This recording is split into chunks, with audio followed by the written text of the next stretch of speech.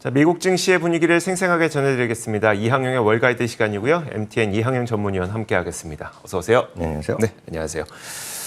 지난 금요일에 미국 증시가 물론 약간의 혼조세였지만 좀 반등한 것 같아서 기분 좋다 싶었는데 주간 기준으로 보니까 굉장히 많이 떨어졌더라고요. 주간 단위로 보면 S&P 500이 무려 5.8%나 떨어졌거든요. 네. 그러니까 작년 2020년이면 거의 최대폭으로 떨어졌기 때문에 그만큼 시장이 만만한 시장은 아니다라고 보셔야 되겠습니다. 물론 다행스럽게 지난 토요일 날이요. S&P 500과 나스닥은 좀 반등하는 모습이 있었죠. 그렇지만 S&P 500의 반등폭도 불과 0.2%인데요. 일단은 보합 정도라고 얘기하는 것이 정확한 표현이라고 보고 있습니다. 그러다 보니 결국은 우려했던 대로 다우지수는 최근 12주 중에 11주가 떨어졌고요. 그 S&P 500 나스닥도 11번 중에 10번이나 그런 떨어지는 좋지 않은 모습을 이어갔습니다. 섹터별로 보면 유가가 지난주에 그나마 이제 큰 폭으로 떨어지지 않았습니까? 그런 추세가 이어지면서 에너지 섹터가 지금 큰 폭으로 하락한 것이 지난 금요일 날의 특징이 되겠고요. 반면에 이제 기술주 등은 일단은 좀 반등을 시도한 것도 특징이 되겠습니다. 유가는 주간 단위로 보면 거의 10%가 하락했습니다. 글로벌 경기 둔화에 대한 우려감이 분명히 있겠고요. 너무 많이 올라간 거에 대한 더 반락, 그리고 바이든 대통령 사우디의 방문이 임박해 있다는 얘기를 하고 있지 않습니까? 그러다 보니 유가 좀 쉬는 모습이라고 보셔야 되겠지만 여전히 유가의 어떤 강세 추세가 이어질 수 있을 거라는 전망도 아직은 다수다라고 일단 이해하시면 되겠습니다.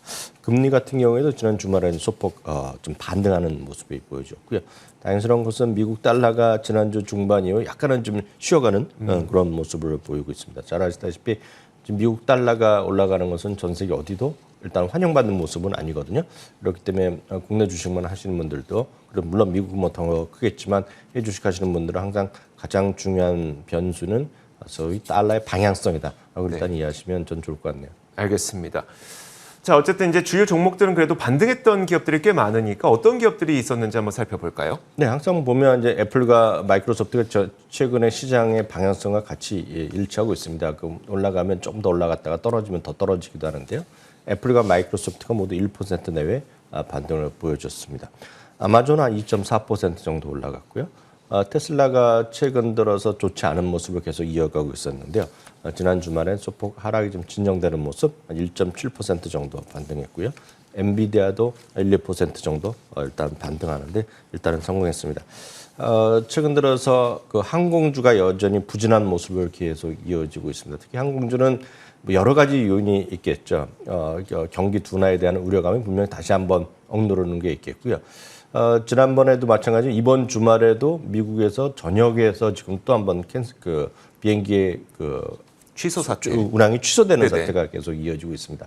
여러 가지가 있겠지만 여전히 가장 중요한 것은 스텝이 부족하다는 얘기를 많이 하고 있거든요. 물론 여전히 날씨의 변수도 있겠지만 실제로 가장 큰 요인이 스텝에 대한 부족 이런 것들이 시장을 좀 억누르고 있다라고 이해하시면 되겠습니다. 그러다 보니 아메리칸 항공 지난주에 반등했지만 큰 힘이 없어 보이겠고요. 카니발 같은 경우에도 9.7%가 반등하는 모습이었습니다. 어도비가 그 전날 장 마감 이후에 실적을 발표했었는데요. 생각했던 것보다는 그만큼 선전했다라고 일단 이해하시면 되겠습니다. 1% 정도가 하락한 채 일단 지난 주말장을 마감시켰습니다. 네, 알겠습니다. 자, 이제 저희가 하루하루만 보다 보면은 시장의 전체적인 움직임을 잘 보기 힘들거든요. 주간 단위로 한번 짚어보면 좋을 것 같은데 앞서 저희가 얘기했던 것처럼 주간 단위로 사실 지난주는 굉장히 좋지 못한 한 주였었어요. 어떤 모습이었을까요? 말씀드렸던 대로 S&P 500이 5% 넘게 거의 6%가 하락하는 모습을 보여줬고요. 다우지수도 4.8%, 나스닥도 4.8%가 떨어졌습니다. 지난주의 흐름을 보면 올해 들어서 그리고 2분기 들어서 그나마 선방했던 것들이 상대적으로 더 약했습니다. 에너지, 유틸리티, 소재 등이 되겠고 이런 것들이 상대적으로 좀 반등폭이나 하락폭이 좀 제한적이었던 것들이 지난주에 좀 많이 내렸습니다. 그러다 보니 에너지는 주간 단위로 보면 무려 17%나 하락한 모습을 보여주고 있고요. 흔히 히트맵으로 보이는 500개 주식 한 번에 보여드리면 지금 파란 거나 이런 것이 별로 안 보이죠? 그러네요. 거의 다 지금 하락하는 모습을 보여주고 있거든요. 그만큼 시장 자체의 어떤 힘 자체가 실종된 상태라고 보셔야 되겠고요. 굳이 500여 개 중에서 지난주에 좀 선방했던 주식은 한 10개 정도밖에 없습니다. 페덱스라든가 보잉, 그리고 음료회사죠. 몬스터 베버리지, 그리고 CME 그룹 등 10개에 불과하다고 보셔야 되겠습니다. 특히 이제 페덱스는 실적에 대한 기대감 이런 것들이 발표된 거죠. 그리고 배당에 대한 것들 네네. 이런 것들이 나오면서 이슈가 됐었습니다. 페덱스가 있었고요. 보잉 같은 경우에는 최근에 주가 워낙 많이 떨어진 대표적인 주식인데 지금 시장에서 분위기는 좀 주가 좀 반등하거나 경기에 대한 어떤 장기적으로 회복되지 않겠느냐 그런 좀 기대가 나오면 어쨌건 다우 주식 중에서 가장 먼저 언급됩니다. 그래서 지난주 수요일날 목요일날 한번 반등할 때는 S&P 500 중에서 가장 많이 올라간 맞아요. 그런 네. 주식이 됐을 정도니까 약간 의외의 어떤 역할을 보이고 있다라고 보셔야 되겠고요. 몬스터 베버리지는 아시다시피 음료 회사죠. 몬스터 베버리지 어찌됐건 필수 소비재로 상당히 지금 안정된 흐름을 장기적으로 보였던 기업임에 분명합니다. CME 그룹이란 것은 아시다시피 선물이나 파생상품 이런 거 위주로 하는 거거든요. 네네. 상품 이런 거 하는 거기 때문에 주식이랑 상관없죠. 그러니까 항상 어찌 보면 시장에서의 어떤 뭐라 그럴까요 공포가 심리가 많이 나오고 항상 또 그 상대적으로 이제 그 어떤 큰 욕심이 많이 불러일으키는 그런 시장이 오면 움직이는 것이 CME 그룹입니다. 네. 그래서 CME 그룹들도 지난주 내내 그나마 선방했던 기업이 되겠습니다. 하락한 주식들은 앞서 에너지 섹터가 18% 정도 떨어지다 보니 그 대표적인 것들 그동안 오래 살아났던 것들이 지난주 내내 오히려 좀 많이 떨어진 주식이 되겠습니다. 대본 에너지나 마라손 오일 그리고 헬스그룹 이런 것들이 전부 다 주가가 크게 밀린 한 주간으로 일단 마감됐습니다. 네, 알겠습니다. 자, 이런 가운데 IT 업계에서 잇따른 구조조정 얘기가 나오고 있어서 저도 뭐 뉴스로 계속 간간히 보는 것도 뭐 10% 인력을 감축했다, 20% 감축했다 이런 얘기들이 굉장히 많이 나오고 있거든요. 이건 어떤 현상이 지금 나타나고 있는 걸까요?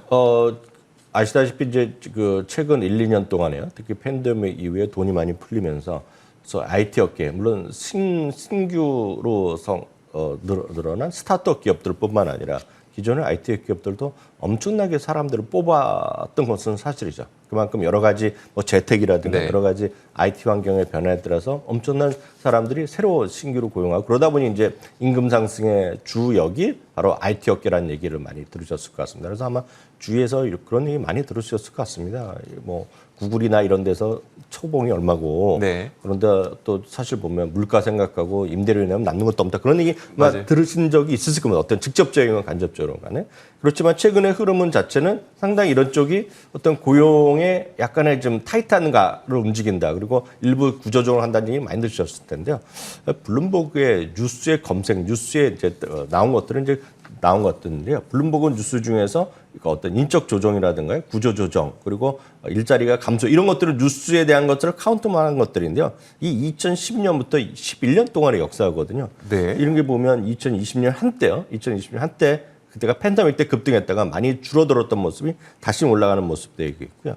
이 모습은 IT 업계의 인적 조정에 관한 2020년 이후의 흐름이 되겠습니다. 이거는 미국이라는 나라가 정말 대단한 통계들이 많이 있는데 기업들의 구조조정을 발표한 기업 수 그리고 네. 실제로 인적 조정이 나서 사람이 줄어든 수를 전체적으로 카운트하는 회사가 또 그런 통계들이 다 있습니다.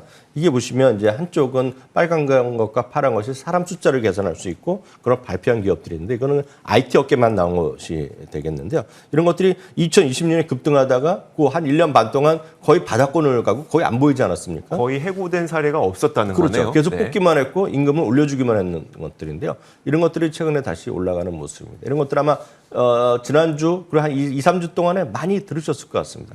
가장 큰 스타트업도 아니지만 지난번에 실적 발표하는 날 아마존이 이런 얘기를 했습니다. 아마존에서 발표한 거를 보면 지금 일부요. 네. 일부 소위 웨어하우스에 보면 스텝이 오버돼 있다. 오버스텝이라는 표현을 썼던 거 기억하실 것 같고요.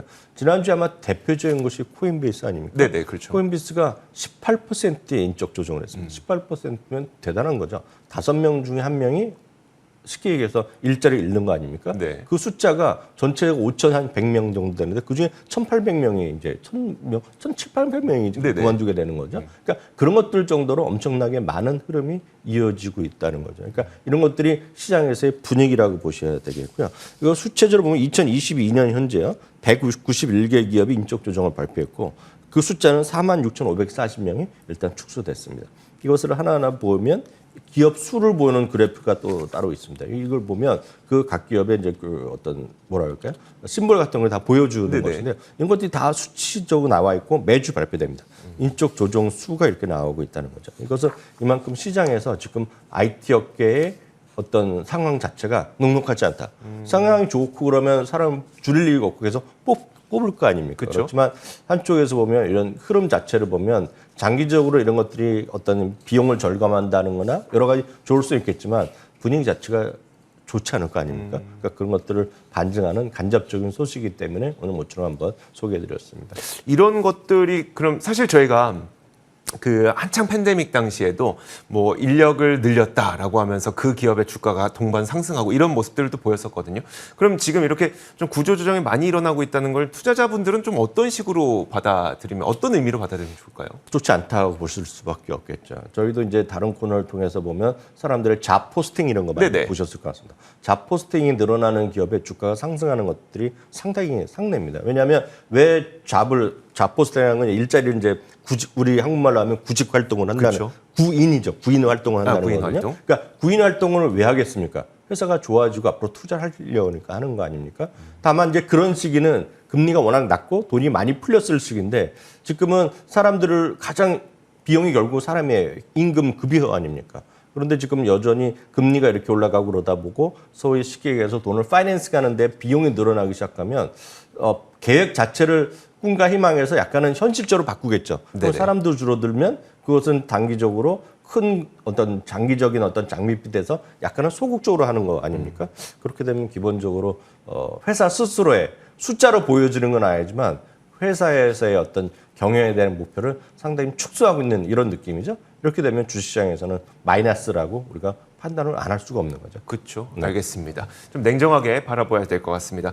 자, 이런 가운데 그래도 희망적인 목소리가 월가에서 나오지 않을 것 같지는 않거든요. 어떤 목소리들이 있을까요? 근데 뭐 여러 가지 그나마 이제 많이 떨어졌기 때문에 네. 여러 가지 얘기가 있을 수밖에 없죠. 오늘 제는 옐런 장관 같은 경우에도 오늘 얘기한 거가 무조건 우리가 소위 리세션 가는 건 아니다. 피할 수도 있다. 그런 그렇죠. 긍정적인 멘트도 했는데 이건 어찌됐건 당국자의 입장이니까 뭐 그럴 수도 있겠는데요. 또 하나 이제 시장에서 상당히 좀 어렵게 보고 있던 증권사가 뱅크 오브 아메리카랑 아시다시피 모건 스탠리 이런 것들이 대표적인 것인데요. 뱅크 오브 아메리카 리서치 부분의 대표인 마이클 하넷이 약간 톤을 좀 바뀌고 있습니다. 그렇기 때문에 하는 얘기가 전체적으로 보면 시장에 대한 베어리션, 그러니까 부정적인 어떤 톤을 좀 낮추고 있다는 것이 지금 멘트로 좀 나오고 있습니다. 특히 이제 구체적으로 보면 항상 보면 아주 원론적인 얘기를 하고 있습니다.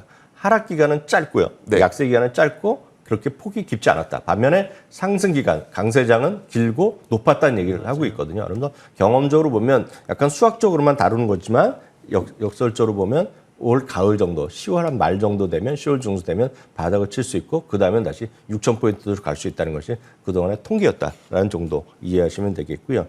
진 크레이머 같은 경우에도 어려운 시기에는 좀 배당을 좀 늘리거나 그리고 이익도 계속 꾸준히 증가하는 주식으로 좀 볼만하다라는 얘기하고 있고 종목 또한 10개를 제시하고 있습니다. 다만 진 크레이머 같은 경우에도 어찌됐건 유가가 떨어지고 물가가 확실하게 떨어지기 전까지는 어떤 경우에도 반드시 매도 입장, 반드시 축소 입장에 전체적인 시각을 갖고 있다는 것. 그렇기 때문에 지금 시장은 어떤 경우에도 너무 적극적으로 공격적으로 대응하시기보다는 시장을 약간 한 발짝 물러서서 조금 늘 말씀드렸다시피 좀 분산 투자 그런 관점에서 장기적인 시각을 꼭 갖고 가시기 바랍니다. 알겠습니다. 자, 이렇게 저희가 지난 금요일과 주말 사이에 어떤 이슈들이 있었는지 깔끔하게 정리를 해드렸습니다. 이항영의 월가이드 시간이었고요. MTN 이항영 전문위원과 함께 이야기 나눠봤습니다. 고맙습니다.